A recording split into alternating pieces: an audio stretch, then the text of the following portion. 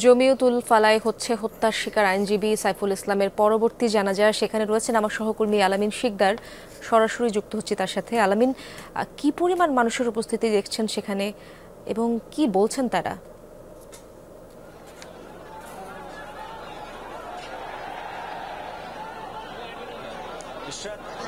আমরা ঠিক আরো আধা ঘন্টা আগে এই জায়গাটিতে আসি। সেই আধ ঘন্টা আগে আসার পর থেকেই দেখেছি যে এখানে হাজারো মানুষের উপস্থিতি ছিল।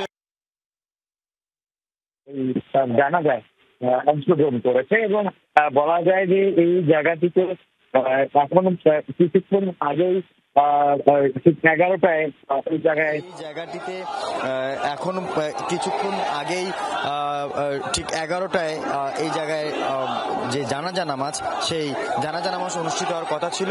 তবে যে আইনজীবী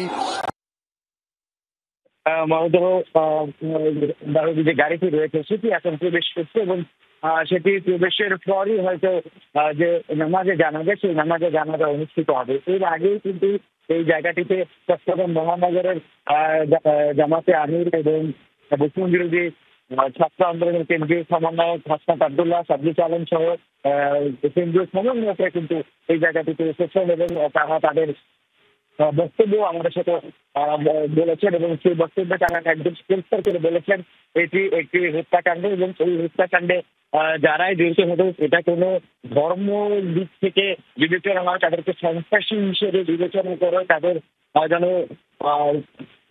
সঠিক বিচার যেন হয় এবং দৃষ্টান্তমূলক একটি বিচার যেন হয়, সেটাই কিন্তু তারা কামনা করেছেন। অন্যথায় যদি দৃষ্টান্তমূলক শাস্তির ব্যবস্থা না করে সরকার, আইনের আওতায় আনতে না পারে, তাহলে সরকারের এই অন্তর্ভুক্তকালীন সরকারের ক্ষেত্রে বড় ব্যর্থতা হবে এটি, এমনটাই বলেছেন সাব্বির আলম।